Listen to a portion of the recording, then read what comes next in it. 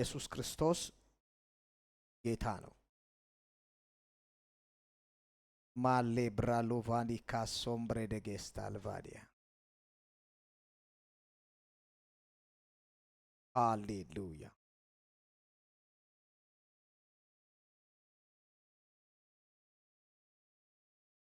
ሁላችንም የእግዚአብሔርን ቃል እናወጣና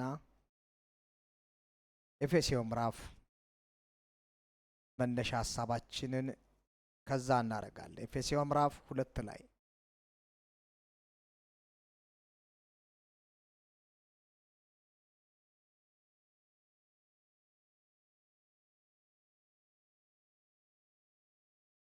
ክብር ለእግዚአብሔር ይሁን። አሜን።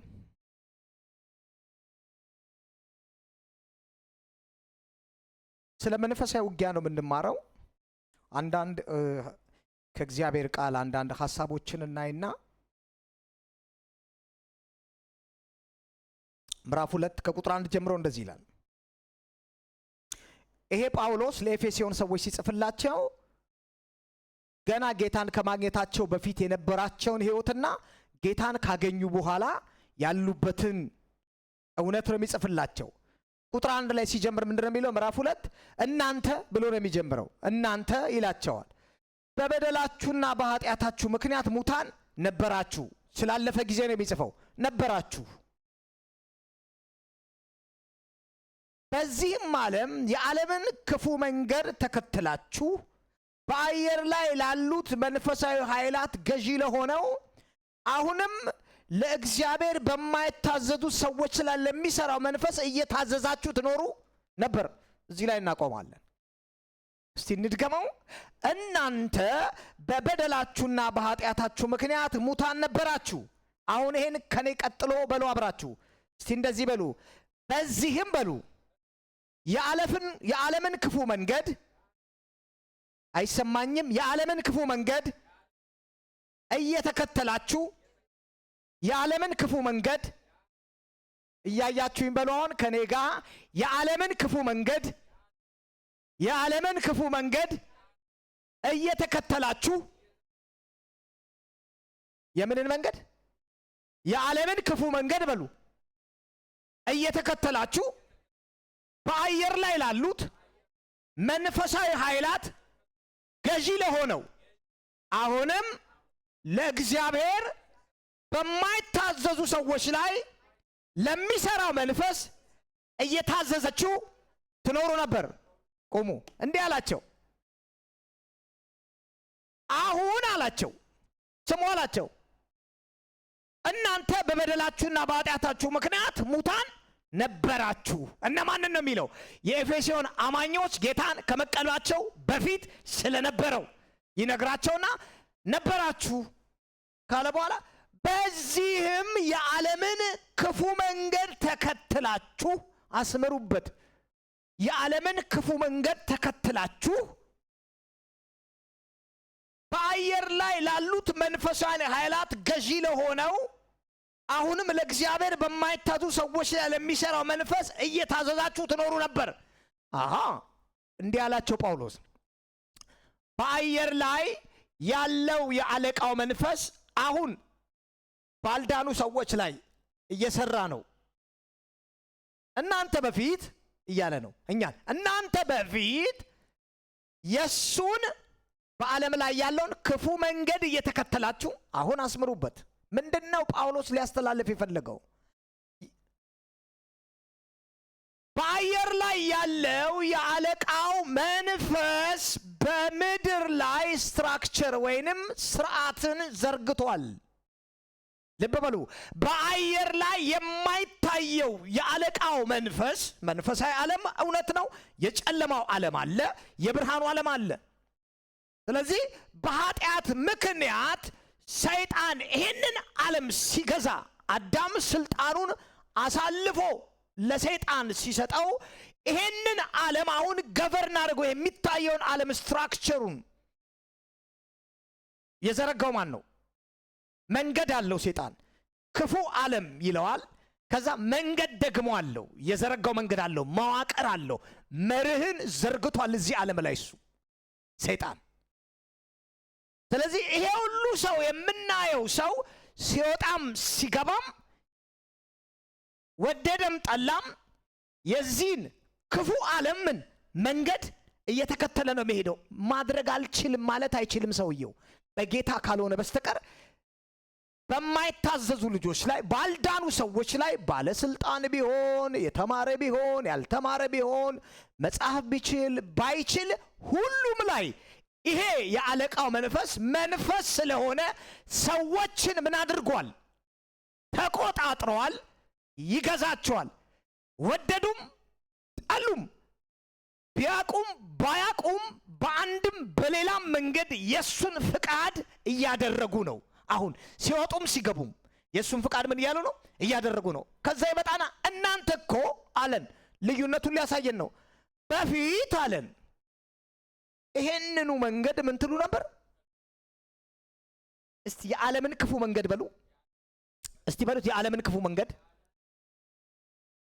አሁን እንግዲህ ስለ መንፈሳዊ ውጊያ ስናወራ በጌታ በኢየሱስም ሂድ፣ በጌታ በኢየሱስም ሂድ ብያለሁ፣ አሁንም ብያለሁ፣ ሂድ ብያለሁ። ከዛ የስ ሄደ። ከዛ ወጣን። ከዛ በቃ ሂድ፣ በእኔ ላይ ስልጣን የለውም። ገባን። የዕለት ተዕለት ተግባራችን እናደርጋለን፣ ወጣን። እንደዛ አይደለምሽ። ሰውየው በከፍታ ላይ ታቆማል። ጠላት ኃይሉ ብሎ ላበላ ብሎ ወንበር ሰብሮ ብሎ ሰውየው ሲወጣ ስብርብሩን ጠፍቶ ተንሻፎ ደስታው ሁሉ ጠፍቶ ትክዝ ብሎ ጠውልጎ ይውላልሽ። እየተነጫነጨ እየተጣለ አማኝ ነው እንዴ? ምንድነው ነገሩ? እና ደስታ የእግዚአብሔርን ደስታ ማውጣት አይችልም። ከዛ ነገሮች ሁሉ እሱ ወዳልፈለጉት አቅጣጫ ይሄዳሉ። ስለ መንፈሳዊው ዓለም ስናስብ አሁንም ያው መንፈስ አለ።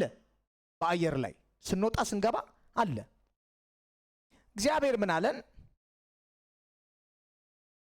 እኛ ሁላችን በአንድ ወቅት የሥጋችን ምኞት እያረካን መንገዱን እየተከተልን፣ እስቲ ወረድ በሉ ቁጥር 3 እኛ ሁላችን አለ ጳውሎስ ቀጥልና በአንድ ወቅት አሁንም ስላለፈው ነው የሚነግራቸው።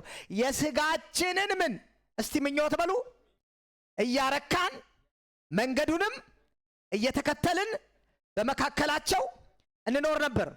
ስለዚህ ምን እያለን ነው? የዓለምን ክፉ መንገድ ተከተላችሁ ማለት እየተረጎመላቸው ነው። የዓለምን ክፉ መንገድ ተከተላችሁ ማለት እኮ የሥጋችሁን ምኞት እያረካችሁ ትመላለሱ ነበር። በነበረ ነው። እሺ በነበረ ነው ያዙት። አሁን ነበረ እያላቸው ነው ለአማኞቹ።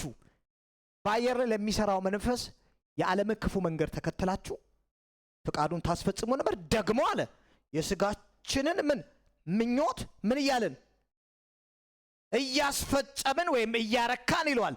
መንገዱን እየተከተልን በመካከላቸው እንኖር ነበር፣ እንደ ሌሎቹም የቁጣ ልጆች ነበርን ይልና ነገር ግን አለ አቆሞና እግዚአብሔር ለኛ ካለው ከታላቅ ምሕረቱ የተነሳ አዳነን ሲል በበደላችንና በኃጢአታችን ሙታን ሆነን ሳለን ከክርስቶስ ጋር ሕይወትን ምን አለን ሰጠን ይለናል። እያለን ያለው ምንድነው? በሏውን ያ አለና ስትከተሉ ነበረ፣ ሲመራችሁ ነበረ። ግን አሁን እግዚአብሔር ምን አድርጓችኋል? አዳናችሁ ሲለን ቆላስይስ ምዕራፍ 1 ቁጥር ከ12 እስከ 13 ይመጣና እሱ ከጨለማው ስልጣን አድኗችኋል። መዳናችን ለካ ከጨለማው ኃይል ነፃ መውጣታችን ነው። ያ ማለት ትክክለኛ የወጣንበትን ከጨለማው ዓለም የወጣንበትን ነገር ካልገባን ሰው ከወጣ በኋላ ተመልሶ የአለቃውን መንፈስ ፍቃድና ሐሳብ ያስፈጽማል ማለት ነው። ወይንም ከዳነ በኋላ ሰው በጌታ ከሆነ በኋላ የዓለምን ክፉ ምኞት ተከትሎ የሥጋውን ምኞትና ፍቃድ ያስፈጽማል። ያ ማለት ምን ማለት ነው? የዓለምን ክፉ ምኞት ተከትሎ አንድ አማኝ የሥጋውን ምኞት ሲያስፈጽም፣ በሌላ አነጋገር ጳውሎስ ምን እያለን ነው? የአለቃውን መንፈስ ፍቃድ እያደረገ ነው። ምንድነው ታዲያ ውጊያ ስንል ታዲያ ምንድነው የፈለገው? ተቃውሙ ስንባል መንፈስ ዓለም ላይ ውጊያ ያለ ምንድነው? ራሱ የሚያደርገውስ ምንድነው? ደበረኝ ሂድ፣ ስለ ደበረኝ ሂድ በኢየሱስ ካልደበረህስ ባይደብር ስለላችሁ ስጋችን በመሰረቱ ስጋችን የራሱን ነገር መፈጸም ይፈልጋል። እና አንድ ነገር ልበላችሁ፣ እየጠጣ ሰውየው እየበላ እየጠጣ እየደነሰ ደብሮኛል ለምን አይታችሁ ታውቃላችሁ? ሰውየው አማኝ ያልሆነ ይበላል፣ ይጠጣል፣ ይሰክራል፣ ነፍሱ ደስተኛ አይደለችም። ስጋውስ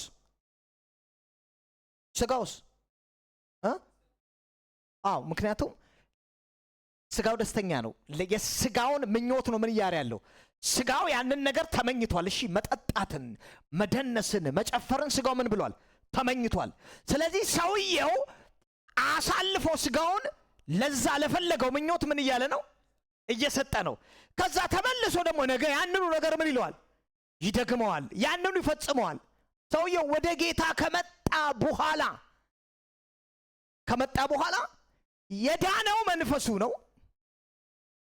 ነፍሱ ውስጥ ልምምዶች አሉ። ያ ከዚህ በፊት ሲያደርገው የነበረው ሲወጣ ሲገባ የአለቃውን መንፈስ ተከትሎ ሲያደርገው የነበረው ነገር በነፍሳችን ውስጥ ምን ብሏል? ተቀምጧል።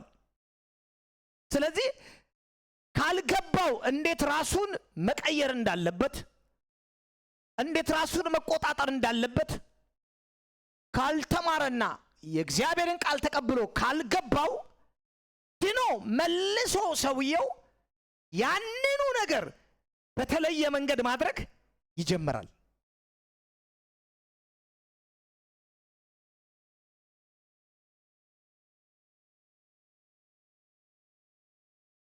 ማቴዎስ 5 ላይ እንሂድና አንድ ቃል እናያለን።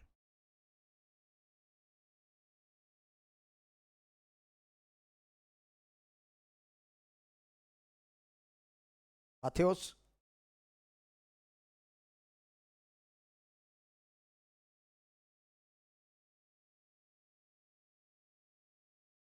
ከ5 እስከ ማቴዎስ ምዕራፍ 5 ከ29 ጀምሮ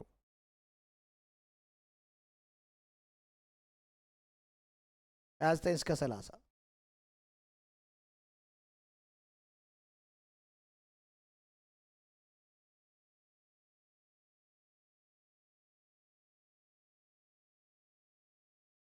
ከ27 ጀምሮ እናንብቡ።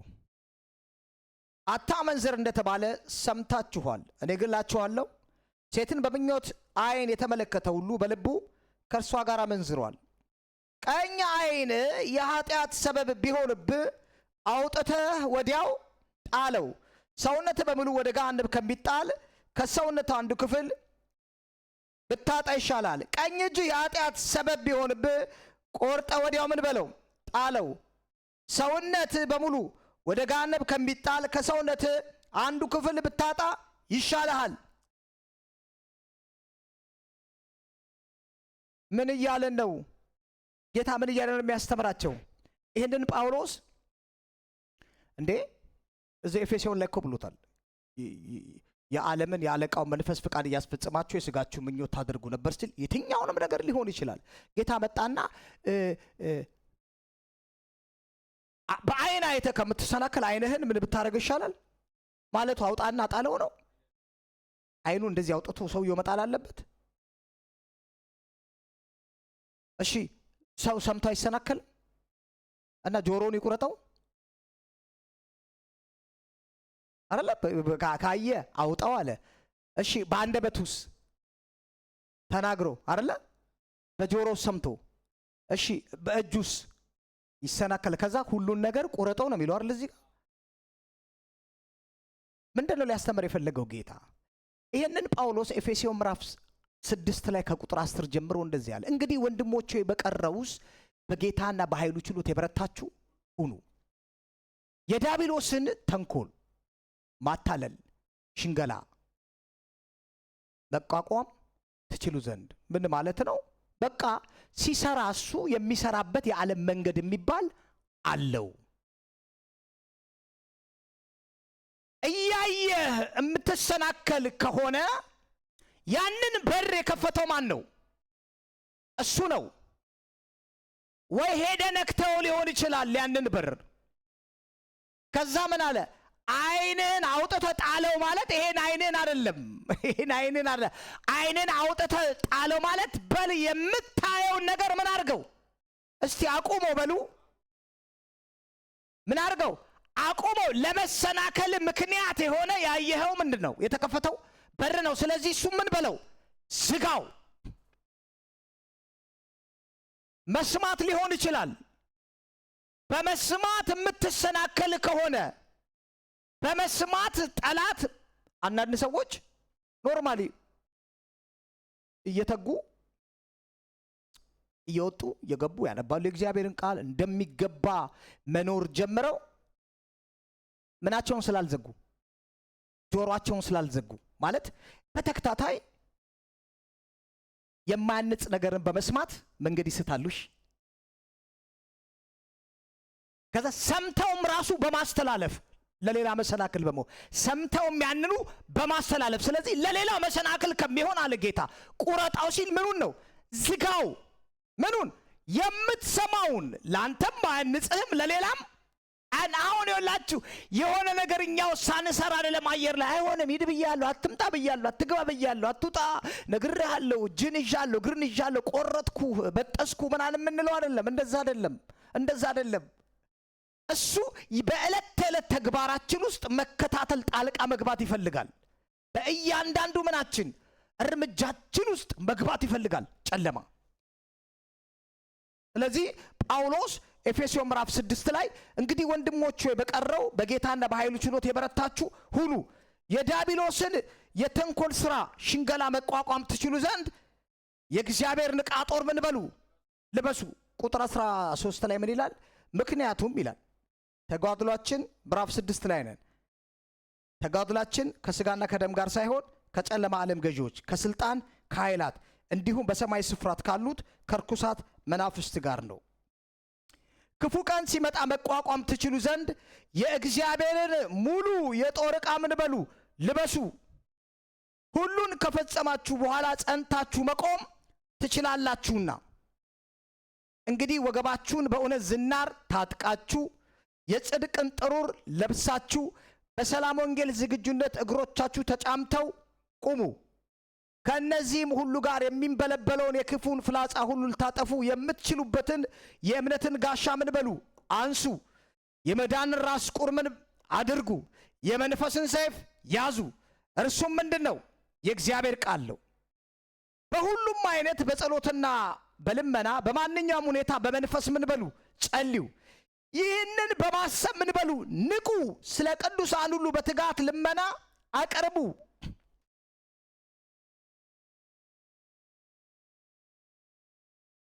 ከመምጣታችን በፊት ወደ ጌታ ከመምጣታችን በፊት ማንታዘዝ አይደል?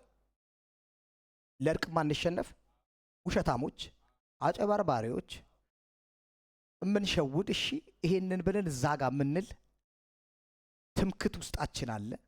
ለማንም እሺ አንልም ማለት የውሸት ነው የምንስቀው።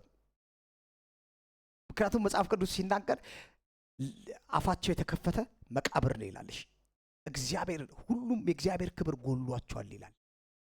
ከጸጋው የጎደልን እርስ በርሳችን እየተጠላላንና እየተነካከስን ስንኖር የነበርን ውሸታሞች መጽሐፍ እኮ ነው የሚለን። እሺ ስለ ባህሪያችን ሲናገር ወደ ጌታ ከመጣን በኋላ እነዚህን ሁሉ ነገሮች የጨለማው ዓለም ኢንጀክት አድርጎናል። እሺ ኢንጀክት ከተነካን አለቀኛ ነገር ማንነታችን ይገለጣል። ከመጣን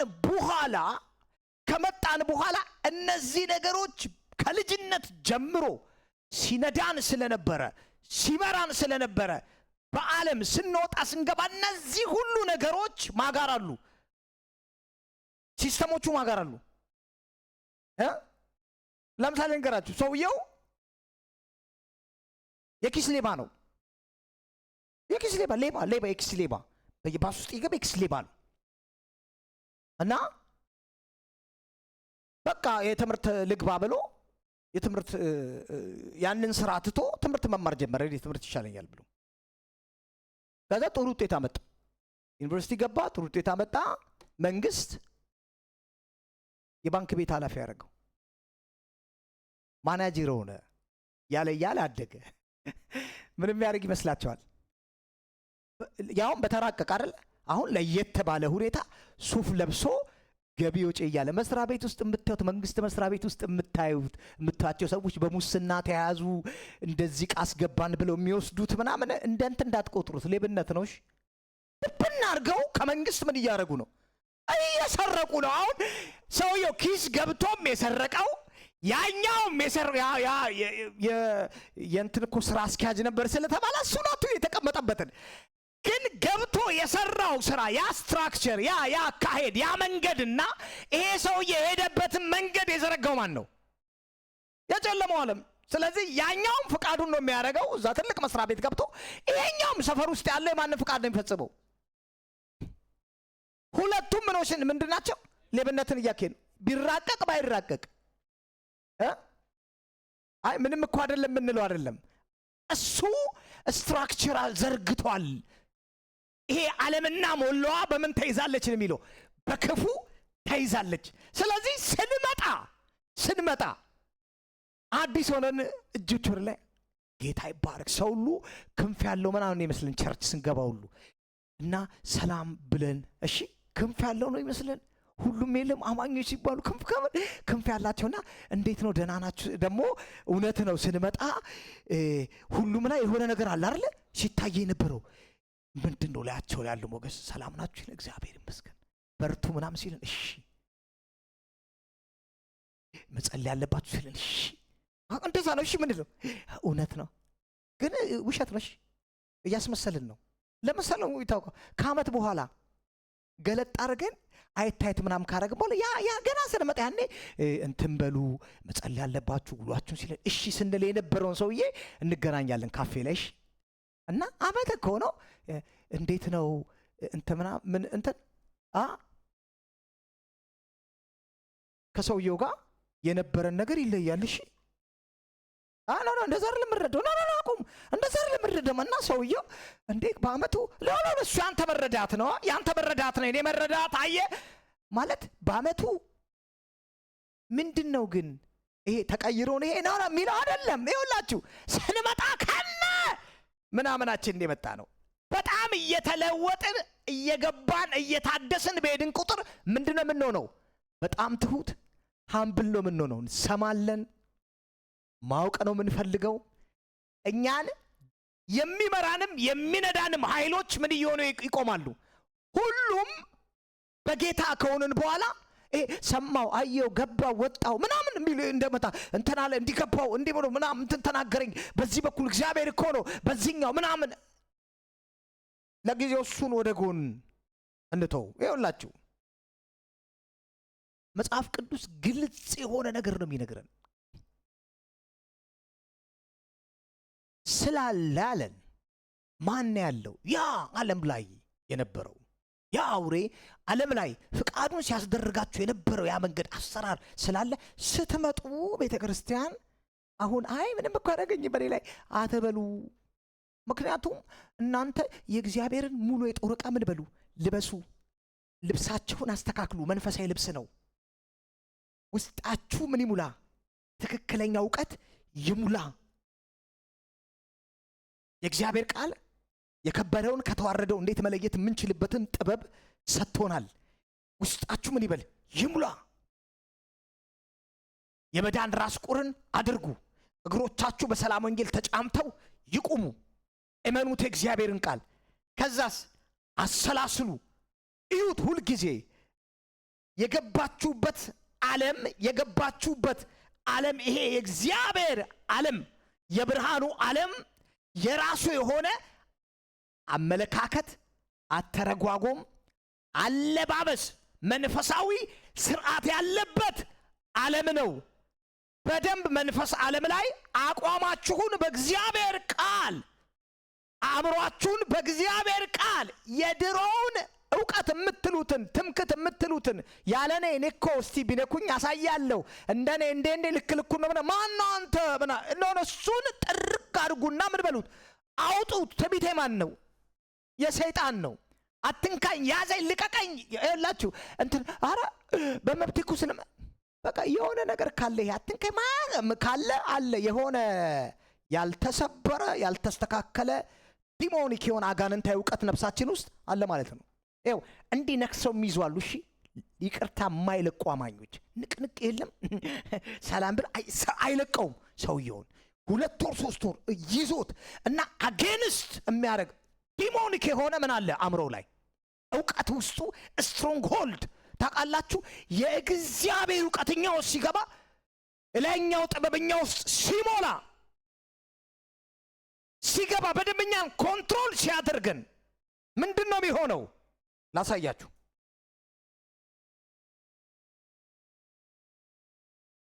ያዕቆብ ምዕራፍ 3 ያዕቆብ ምዕራፍ 3 ከቁጥር 9 ጀምሮ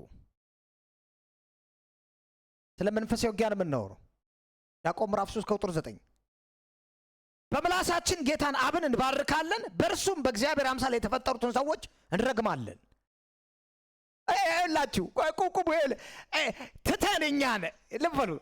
ጽዳት የሚጀምረው ከየት ነው? ከውጭ ከቤት። ስሙ እስቲ ውጭውን ፏ አረግ ነው። እሺ የቤት ፏ ውጭ ሲታይ ሰውዬው ዋው አንተ በጣም የሚያምር ነው። ከዛ ዴዴዴው ቤት ሲገባ ቤቱ ተግዝረ ካልሲ ዛጋ እንትን ባላጋን ነው ቤቱ። ውጭው ምን ያለ ነው? ያማረ ነው ውጭው። ስንገባ ቤቱ እንደዛ አይደለም። የሚጀምረው ከየት ነው? ከውስጥ። ጌታ እንደዚህ ያላቸው ፈሪሳውያንና ሰዱቃውያን የውጭቱን ምኑን አጽዱት አለ። ውስጡን ብታጸዱት እኮ ውጭው ምን ይሆናል? ምኑን ብታጸዱት ውስጡ ቢጸዳ ውጭው ምን ይሆናል? ይጸዳል፣ ያመራል። አዎ ለካ የሆኑ ነገሮች ውስብስብ ጥልፍልፍ። አሁን ተመረተ እኔ ደስተኛ አይደለሁም በእንተኔ ምናም ያገባው እኔ ደስተኛ አይደለሁም በትዳሬ አንዷ ስራ እኔ በስራ ቦታዬ ደስተኛ እኮ አይደለሁም የሆነ በቃ በጓደኛ ደስተኛ አይደለሁም የሆነ ነገር አለ ማለት ነው ውስጤ። እሺ ያልጸዳ ነገር ካለ ውጪው ምንድነው? ውስጡ ሲጸዳ ውጪው ራሱ ያማረ ይሆናል። አየለካ የሆነ ነገር አለ እኔ ጋር ሊስተካከል የሚገባ እንዲህ አለን። እንመለሳለን። ይሁት በምላሳችን ጌታን አብን ምን እንላለን? እንባርካለን። በእርሱም ደግሞ በዛው በባረክንበት በእግዚአብሔር አምሳል የተፈጠሩትን ሰዎች እንረግማለን። ከአንድ አፍ በረከትና መርገም ይወጣልን? ወንድሞቼ ሆይ ሊሆን አይገባም። ከአንድ ምንጭ ጣፋጭና ውሃ መራራ ውሃ ይመነጫልን? ወንድሞቼ ሆይ በለስ ወይራን ወይንስ በለስን ሊያፈራ ይችላልን? እንዲሁ ከጨው ውሃ ጣፋጭ ውሃ ሊገኝ ይችላልን? ከናንተ መካከል ጥበበኛና አስተዋይ የሆነ ሰው ማን ነው ይልና ስራውን ከጥበብ በሆነ በመልካም አኗኗር ያሳይ። ነገር ግን መራራ ቀናትና ራስ ወዳድነት በልባችሁ ቢኖር ኩራት እውነትንም እንዲህ ያለችዋ ጥበብ ከላይ ነገር ግን ከምድር ከስጋና ከምንድናት? ቆይ አሃ እንዴ ምንድን የያዝነው? ውጭ ያባሩት ነው ያለን።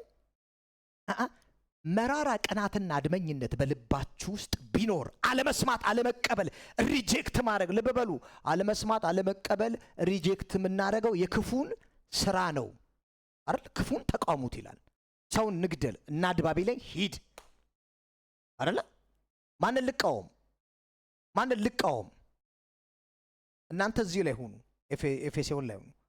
የትኛውን ነው? ሁሉንም ተቃውም ስላለ የትኛውን ነው መጽሐፍ ቅዱስ ለይቶ የሚነግረን? እኔ አነባዋለሁ። እሺ ምሳሌ ምዕራፍ 1 ቁጥር 10 ላይ ከ8 ጀምሮ አነባዋለሁ። እንዲህ ይላል፣ ልጄ ሆይ የአባትን ምክር አድምጥ፣ የእናትን ትምህርት አትተው። ለራስህ ሞገስን የሚያጎናጽፍልህ አክሊል በአንገትም የሚያበራ ድሬ ይሆንልሃል። በአንገትም የሚያስውብ ድሬ ይሆንልሃል። ልጄ ሆይ ኃጢአተኞች ቢያባብሉ እሺ አትበላቸው፣ ምን ቢሉ ቢያባብሉ ከኛ ጋር ና ደም ለማፍሰስ ምን እንበል እናድባ በደል በሌለበት ሰው ላይ እንሸምቅ እንደ መቃብርም ወደ ጉድጓድ እንደሚወርዱ ከነዮታቸው እንዳሉ እንዋጣቸው ውድ የሆኑ ነገሮችን ሁሉ በየአይነቱም እናገኛለን ቤቶቻቸውን በዝርፊያ እንሞላለን ከኛ ጋር ዕጣን ጣል የጋራ ቦርሳ ይኑረን ቢሉ ምን ማለት ነው እንገልብጠው ምን ያመጣል እነማው እናፍስበት የጀመረውን የሆነ ነገርን በለው ስሙን እናጥፋ ቢሉ እየተከታተሉ ና እንትን በለው ግድ የለህም ናና ከኛ ጋር ጣንጣል አንድ ላይ እንሁን አንድ ላይ ግሩፕ ውስጥ ቢከቱ ሐሜት ላይ ቢከቱ ስም ማጥፋት ላይ ቢከቱ ሊገሉ ነው አለ ቢከቱ ልጄ ሆይ ምን አትበል ልጄ ሆይ አብረሃቸው አትሂድ በሚሄዱበትም መንገድ እግርህን አታንሳ አትሂድ እንዳታነሳ እግራቸው ወደ ኃጢአት ይቸኩላል አለ ደም ለማፍሰስ ፈጣኖች ናቸው እንዳታነሳ አሁን አይ የምንለው ነገር አለ ማለት ነው አየ አይ የምንቃወመው ኖ የምንለው ወደዚህ ሊመራን ሲል እዚህ ላይ መጥቶ ግን ያዕቆብ እያለን ያለው ምንድነው እናንተ ሰዎች አለ እዚሁ ጋር ባርካችሁ እዚሁ ጋር እየረገማችሁ ከዛ ደግሞ መልሳችሁ ኩራት ውስጣችሁ አለ ማ እርጂ አስቲ ልክልኩን አይዋል እስቲ ይበለኛ ማን አይታችኋል ሰው አንተ ተናገረኝ ሰደበኝ እንኳን አንተ ማን ነው እሚል አማኝ እሺ አራሳየው ነበር እና ሰውየው እንደንተን የለም ነቋል ማለት ነው አይነት እሺ እኔም ቢው አሳየው ነበራ ምን ለው ነበር አሳየው ነበር ማን ነው የሚለው አማኝ እኮ ነው እኔ አሳየው ነበር ስለሚፈራኝ እኮ ነው ምንም አይለኛል ማይናገረኝ ሰውየው ራሱን እያስተዋወቀ ነው አመፀኛ እንደሆነ ስለምፈራ ምን ይያለ ነው አይ አመፀኛ ይዋጋላ አይ ይሄኛውስ ይሄ ተነግሮት ሰድበውት ምናምን ነው መልካም ምንም አይደለም ብሎ የሚሄደው ፈሪኮ ነው አይደለም ምን ይለዋል መራራ ቀናት አለ አድመኝነት በልባችሁ ቢኖር ኩራት አይሰማችኋል ኮሬክት ስትደረጉ ማትወዱ ከሆነ ኩራት እንዳይሰማችሁ የሆነ ትምክት ውስጣችሁ አለ ይሄ ደግሞ አለንና ከስጋ ነው ከምድር ነው ካጋንንተም ነው አለን እንዴ ታዲያ መንፈስ ያለም ሂድ ልቀቅ እሰር ምናም ሰውየው ውስጡ ገና አልተፈታም ለጋጋው በያለሁ ወጋው ጣልኩ ምናም ብሎ እዚህ ጋር በቦክስ ወንድሞቹን የሚጥል እቶቹን የሚገለብጥ አትንኩኝ የሚል የወደደውን የሚያደርግ ነው እሺ ከላይ አስር እንትን ብያለሁ ሲል አጋንንት ይስቃል እሺ ይኸውላችሁ የማታለል ስራ እኮ ነው የሚሰሩት የማታለል ስራ ነው የሚሰሩት የዲያብሎስን ሽንገላ መቋቋም ትችሉ ዘንድ እኮ ነው የሚለው የእግዚአብሔር ንቃጦር ልበሱ ሲል ብያለሁ ዋዋ ለለ ምናሷ ቆይ አሁን የሆነ ነገርን ስትራክቸር ምን በል አስተካክል የሱን ጌታ እንደዚህ ያለ የዚህ ዓለም ገዢ ወደ እኔ ይመጣል በእኔ ዘንድ አንዳች ነገር የለውም ማለት የሱ እቅድ እኔ ውስጥ የለም አስፈጽሜ አላቅም አለ የሱ አካሄድ እኔ ውስጥ የለም ጥላቻ እኔ ውስጥ የለም አድመኝነት እኔ ውስጥ የለም መለያየት እኔ ውስጥ የለም ትምክት እኔ ውስጥ የለም ያዕቆብ እንደሚሉ ይሁት ቅናትን ራስ ወዳድነት ባሉበት ይልና ከኔ ጋር ናችሁ ቁጥር 16 ቅናትና ራስ ወዳድነት ባሉበት ስፍራ በዚያ ሁከትና ክፉ ስራ ሁሉ ይገኛል የምን ስራ እስቲ የክፉ ስራ በሉ የክፉ ስራ ማለት የማን ነው ምን ማለት ይሁን ክፋትና ምቀኝነት ባለበት ይሄ ሰዎች አጌንስት መደራረግ ሲጀምሩ ቤት ውስጥ ባልና ሚስት ሊሆኑ ይችላሉ እናት ከልጅ ጋር ያደጉ ፋሚሊዎች አንደርስታንድ ከቤተሰብ ጋር የሚኖሩ ይሆናል ያላገባ እዛ መካከል አማኝ ሆኖ መገፋፋት መጠላላት ካለ በዛ መካከል አለ የክፉ ስራ ቤት ውስጥ ምን አለ ክፉ መኖሩን የምናቀው በምንድን ነው ስለ ጮኸ ነው በስራው ድርጊቱ ከዛ እንዲህ ይላል ወረድ ብሎ ከሰማይ የሆነችው ጥበብ ግን በመጀመሪያ ንጽሕት ናት ከዛስ ሰላም ወዳድ ናት በጣም ሰላም እኔ ሰላም ነው ፈልገው ነው ለይቅርታ የሚቸኩል ነው እሺ ፒስ ነው የሚፈልገው በየትኛም ሁኔታ ምን ሰላም ወዳድ ነው ይወዳል ሰላምን መረጋጋትን ይወዳል እዛ ቦታ ላይ ሰላም እንዲሰፍን ራሱን አሳልፎም ሰጥቶ ቢሆን እዛ ቦታ ላይ ሰላም እንዲሰፍን የሚፈልግ ስፒሪት አለው። ሰላም ወዳድ ነው። ከዛ ምን ይላል? ታጋሽ ነው። ከዛ ምንድነው? እሺ ባይ። ታውቃላችሁ የሚጠቅም ነገር እየነገሯቸው የሚጠቅም ነገር እየነገሯቸው ከትምክትና ካለ መቀበል ትምክት የለም ውስጥ ካለ ትምክት ካለ መቀበል እሺ ማይሏሉ። እሺ ነው ይላሉ። እሺ እኔ አውቃለሁ። በቃ አውቆሽ ሰዎቹ ኃይለኛ ውስጣቸው ስትሮንግ ሆልድ ጨለማ ያቆመው ጥበብ አለ። እሳት እየሄድክ ነው እንዲኮ ብታረግ ጥሩ ነው። እችን እንዲህ ብታረግ እኮ ውጤት ታመጫለሽ። እኔ አውቃለሁ። መጽሐፍ ቅዱስ ምክርን የሚሰማ ምን ይላል? ይለማል ማለት ውጤት ያመጣል። ሰውየው ድል ብዙ ምክር ባለበት ይገኛል። ነገስታቶች ይመክራሉ። እሺ ቁጭ ብለው አኪጦፌልም ይመክራል። ዳዊት ያውቃል የምክርን ኃይል። ጌታ ሆይ ያለው ምክሩን ከንቱ አድርገው አለበለዚያ ምክሩ ምንድነው? አደገኛ ነው፣ ውጤት እንዳያመጣብኝ። ላይኛው አይቷ ጥበብ ግን ታጋሽ፣ እሺ ባይ፣ ምህረትና መልካም ፍሬ የሞላባት አድሎ ግብዝነት የሌለባት ናት።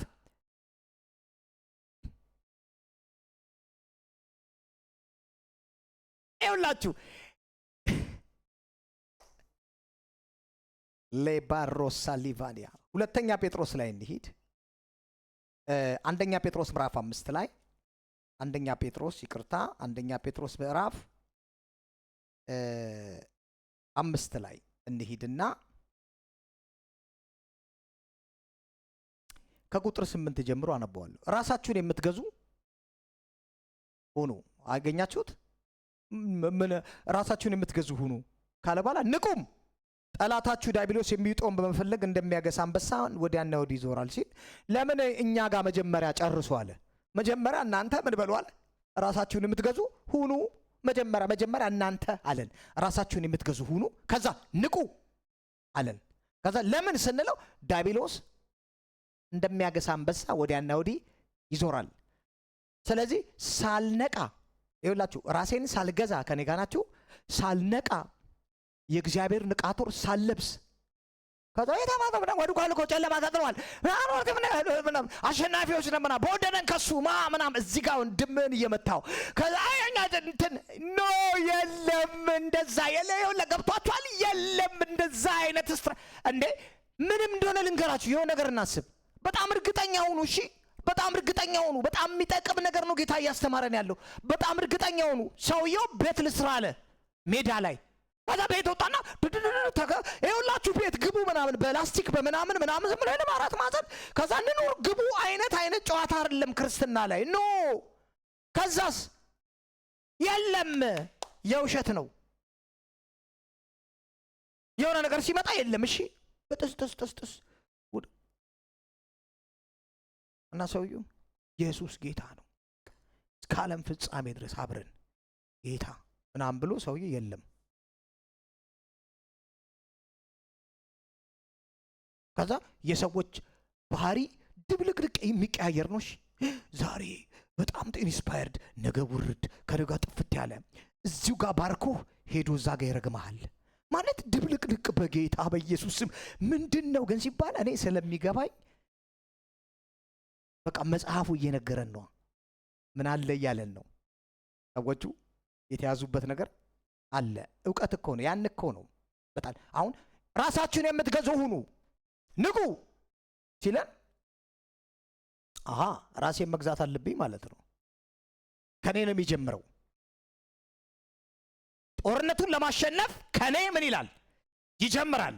ስለዚህ እኔ የታጠቅኩት ነገር ከሌለ በአግባቡ ቤቴን ካልጠበኩኝ ሐሳባዊ ዓለሜን ካልጠበኩኝ ለምሳሌ እንዲሁ ተነስቶ ህይወትን አጌንስት የሚያደርግ አይዲያ እኔ ጋር ቢመጣ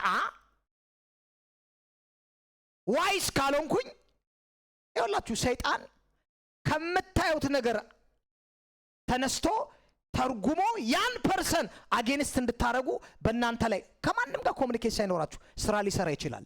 ሮንግ ድሪም የውሸት ህልም በማሳየት ስራውን በእናንተ ሊሰራ ይችላል።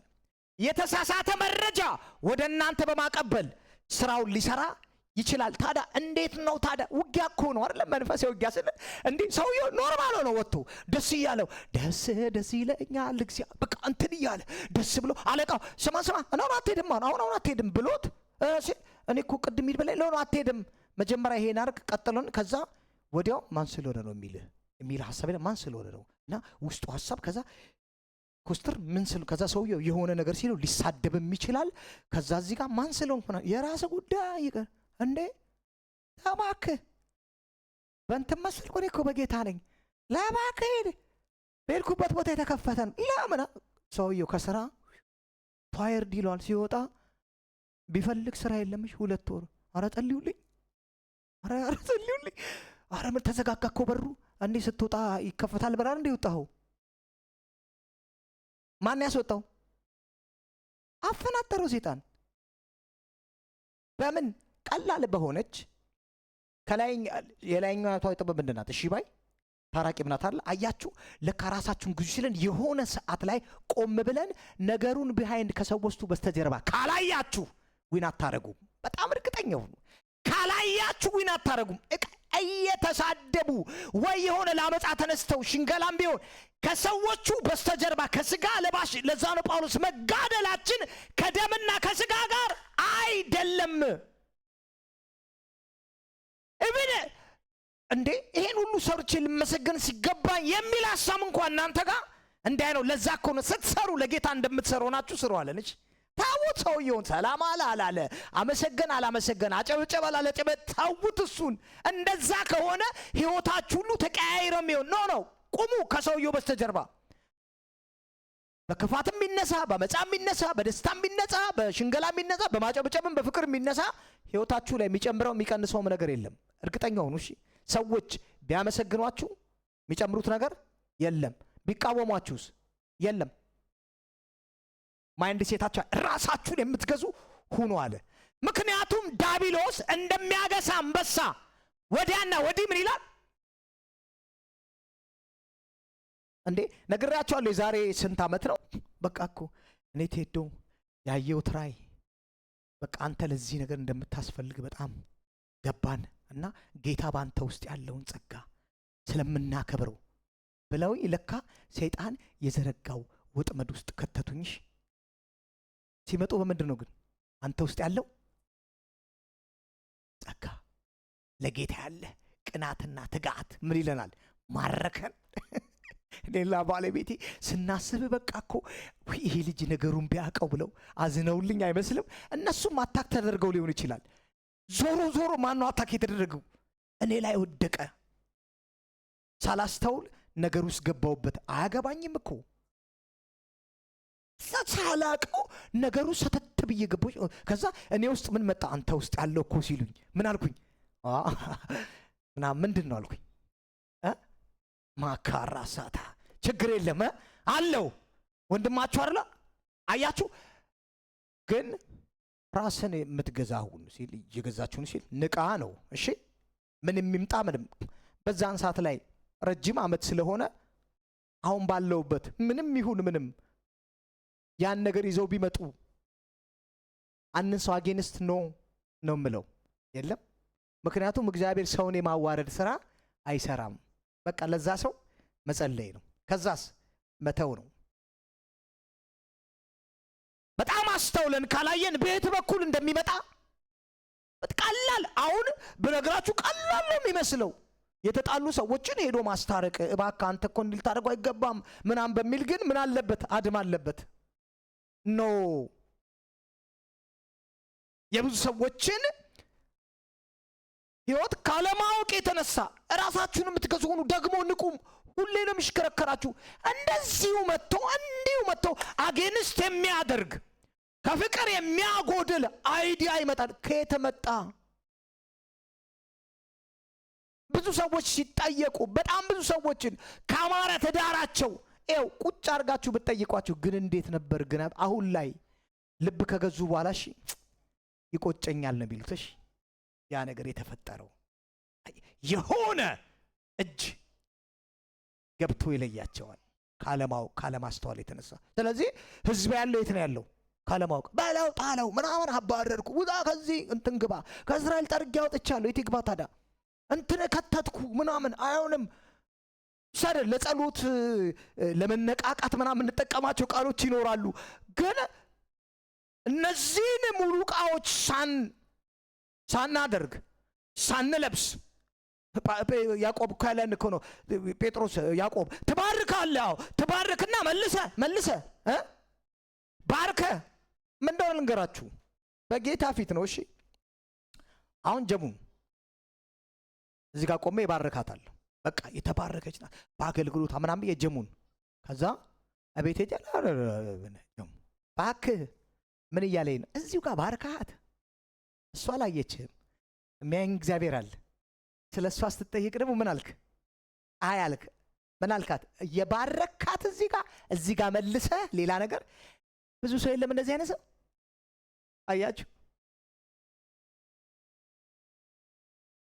ይሄ መጽሐፉ ከላይ አይደለም አለኝ። ይሄ ጥበብ ሊመስል ይችላል። ይሄ ጥበብ ከላይ አይደለም። በጣም የምናቃቸው የቀረቡን ሰዎች ጥሩ ነገር መልካም ነገር ያለባቸው ግን ከኛ ጋር አብረው ያደጉ ሰዎች ስለ እነሱ ሌላ ቦታ ሄደን እንኳን ተጠይቀን እንዴት ነው እንትናን ታውቀዋለህ ስንባል የሚቀድመን መልካም ነገር ነው። መልካም ስለ ሰውየው መልካም የለ ዋው ወንድሜ እኮ የሚል መልካም ነገር ነው የሚቀድመን ወይስ? ልንገራቸው አንድ ነገር በደንብ ልጅቷ እዚህ ሀገር ተጸልዮላት ነገሯ ተስተካክሎ ምናምን እያገለገለች እየተገለገለች እየኖረች የሆነ ሰዓት ላይ ከሌላ ሀገር አገልጋዮች መጡ። አይታወቁም። ኮንፈረንስ ተካሄደ። ምን አለ ከዛ ቴስቲሞኒ ሰዎች ወጥተው እኔ እኮ በአንተ አገልግሎት ታዋቂ አገልጋይ ነው፣ በአንተ አገልግሎት እኮ ምን ብያለሁ ተባርክ ያለው እኮ ምናምን ሰዎች ያኔ እኮ እንደዚህና ልጅቷ ወጣ ያኔ በቃ የሆነ እንትን ላይ ያየው እያለ ስትናገር እሷ እዚህ ሆና ዩቲዩብ ላይ ነገሩ ያለቀው እኮ እዚህ ሀገር ነው በወንድሞቿ ጸሎት እና ክሬዲቱን ለማን ሰጠች? ሰውየው ስታስተምር በዩቲዩብ አይቼ ከዛ በኋላ አሁን ምንም አይደለም። አሁን ለምን አለች አይደለም ሞቲቭን ነው። እሺ ምንድነው ሞቲቭ? እዚህ ጋር አብረዋት ላሉት ጸልየው ነገሩን ለቀየሩላት ሰዎች ቴንኪዩ ማለት ምን አላት? ከበዳት። ያን ሰውዬ አታውቀውም።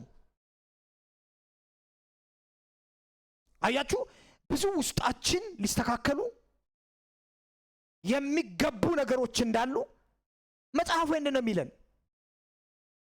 እነዚህ ነገሮችን ካስተካከላችሁ እያለ እኮ ነው ያዕቆብ። እሺ ባይ ታራቂነት፣ ፍቅር ውስጣችሁ ካለ ራሳችሁን እየገዛችሁ ነው ማለት ነው። እንደዛ ከሆነ ደግሞ ንቃት እናንተ ጋር ይመጣል፣ ትነቃላችሁ። ያ ማለት ዲያብሎስ የሚውጠውን ፈልጎ እንደሚያገሳ አንበሳ ሲሽከረከር እናንተን የማግኘት ምን የለውም፣ አይ የለውም። ወንድሞቻችሁን አሳልፋችሁ ምን አትሉም፣ አትሰጡም። ምን ትላላችሁ? ትጠብቃላችሁ፣ ታበረታላችሁ፣ ታነሳላችሁ። ከዛ በየትኛውም ሁኔታ የዲያብሎስን የጨለማውን ሐሳብ ስራ ስትቃወሙ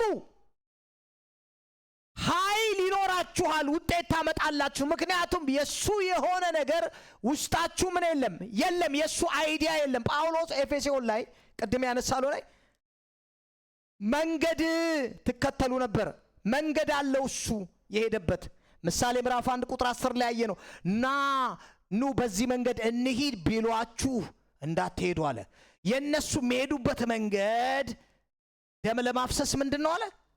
ፈጣን ነው መንገዳቸው። በእነሱ መንገድ ምን አትበል፣ አትሂድ። ኤፌሶን ምዕራፍ 2 ላይ ቅድም ያነበብነው የዓለምን ክፉ መንገድ ተከትላችሁ ትሄዱ ነበረ። ስለዚህ ባይ ኤኒ ሚንስ እነዚህ ነገሮችን ከተረዳን የእግዚአብሔር ቃል አሁን የሚሰጠን እኮ አይዲያ ነው አይደለ? አብርሆት ነው የሚሰጠን አይደለ?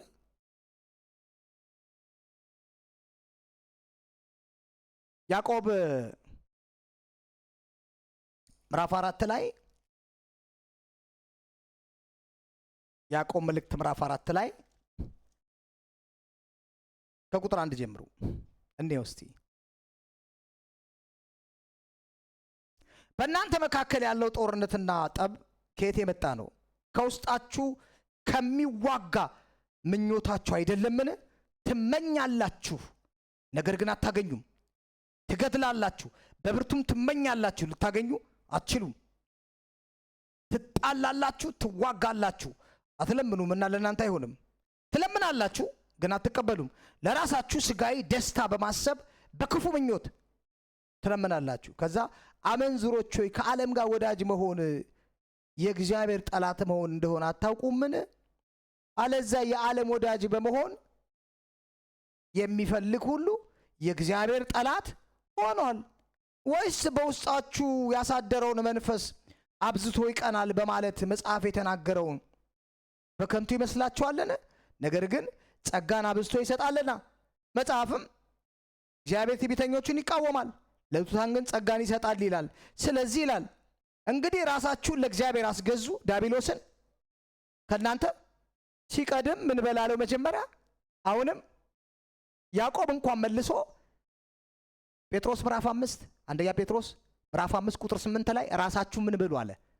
ግዙ፣ ንቁ፣ የሚውጠውን ፈልጎ እንደሚያገሳ አንበሳ ስለሚዞር እንዳያገኛችሁ ተቃውሙት አለ። ያው መንፈስ ያዕቆብ ላይ መጣና እንግዲህ ይሄ ሁሉ ጸብና ጦር ጭቅጭቅ ምናምን አጌንስ መገፋፋት ከየት ነው የመጣው ሲል እኛ ከውጪ ስንል ነው አይደለም አለ።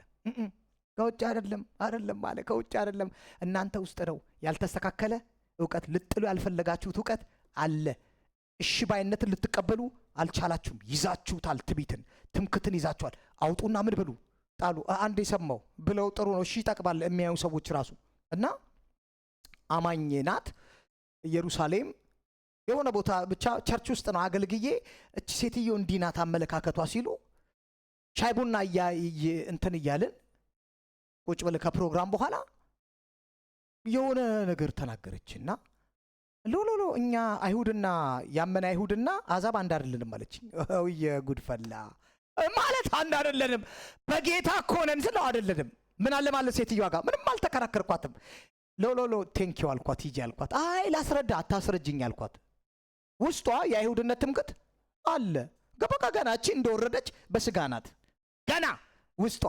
እሷ ራሷን ከዳኑት አማኞች እኩል አድርጋ መቁጠር አትፈልግም እና በቃ ማለት የበለጠች እሷ የበላይ አይሁድ ስለሆነች ከዛ አይሁድ ያልሆኑ የዳኑ ደግሞ አማኞች የምን በሷ አይን የበታችና ትምክቷ በግልጽ ነው የምትናገረው ሁሉ። መጽሐፍ ምን ይላታል? ትዕቢተኛ ይላታል። እቺ ምንድናት? ትዕቢተኛ ናት። ራሱ በዳነ አይሁድና በዳነ አይሁድ ያልሆነ ወደ ጌታ በመጣ መካከል ልዩነት የሚያደርጉ ትምክተኞች ናቸው።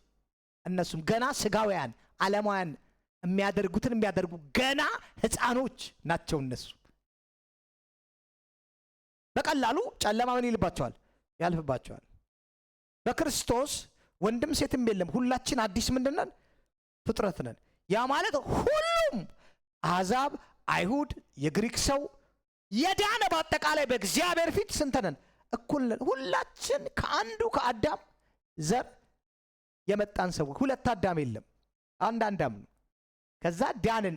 ይሄኛውም አሕዛቡም አይሁድም ድነው አንድን ሰው እግዚአብሔር ለራሱ በክርስቶስ ኢየሱስ መረጠ። ያም አዲስ ፍጥረት የሚባለው እግዚአብሔር ለትሑታን ምን ይሰጣል አለ? ጸጋን ይሰጣል። ትዕቢተኞችንስ ይቃወማቸዋል። ስለዚህ እንግዲህ ራሳችሁን ለእግዚአብሔር አስገዙ፣ ዲያብሎስን ተቃውሙት፣ ከእናንተ ምን ይላል? ወደ እግዚአብሔር ቅረቡ፣ እርሱም ወደ እናንተ ይቀርባል። ያዕቆብ 4 ላይ ነኝ። ስለዚያው መንፈሳዊ ውጊያ ብዬ ሳስብ 95% የጠላት የውጊያ ወረዳ ያለው ምን ላይ ነው? እስቲ አእምሮዬ ላይ ነው በሉ። እኔ ውስጥ የተቀመጠው ዕውቀት ጋር ነው በሉ። አዎ እኛ ውስጥ የተቀመጠው ዕውቀት ከዚህ ከእውነት ቃል ጋር የማይገናኝ ከሆነ ሰይጣን አክሰስ አለው በቀላሉ ወደ ፈለገው አቅጣጫ እናንተን የመምራት ምን አለው? እድል አለው። ምን አለው ማለት ነው እናንተ ውስጥ። ለዛ ነው መጽሐፍ ሲናገር ክፉ መጥቶ ዘሩን ምን አለ? ዘራ። ክፉ ምን አለው? ዘር አለው። ሐሜት ሊሆን ይችላል፣ ጥላቻ ሊሆን ይችላል፣ ትምክት ሊሆን ይችላል። ምን ይላል? ዘራ። ኖርማሊ ጥርጣሬ ሊሆን ይችላል። በወንድማማቾች መካከል መለያየትን የሚዘራ ሰው ይላል። እሺ፣ በትዳር መካከል ባል ሚስት ላይ፣ ሚስት ባል ላይ መቅናት ሊሆን ይችላል። እንደዚህ ክፉ ዘሩ ምን ይላል? ይዘራል። የሚያስተውል ሰው ነው ራሱን በምን ቢጠብቀው? የእግዚአብሔርን ዕቃ ጦር ልበስ ማለት እኮ የእውነት ቃል ውስጥህ ይኑር። በዛ ከታጠቅን፣ እነዛን መሳሪያዎች ከታጠቅን፣ እንዴ ምንድነው ዝም ብሎ ምን ልታጠቅ? አንደኛ ቆሮንቶስ ምዕራፍ 13 ላይ ፍቅርን ልበሱ ይለናል።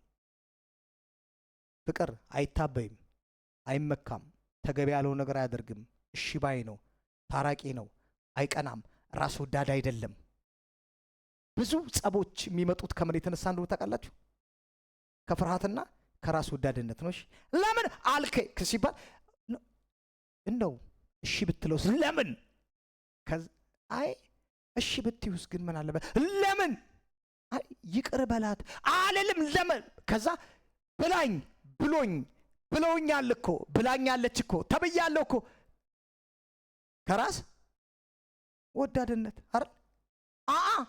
ብሎኝ የለ አሳየዋለሁ ከራስ ወዳድነት። ከዛስ ከፍርሃት የተነሳ ሰዎች በጣም ሲፈሩ እንዲህ ሊሆን ይችላል፣ እንዲህ ሊመጣብኝ ይችላል ከሚል ፍርሃት ኃጢአት ይሰራሉ።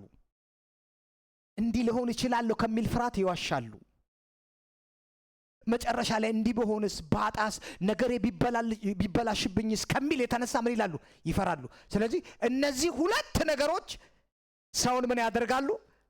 አይ ፍርሃትና ምን ራስ ወዳድነት።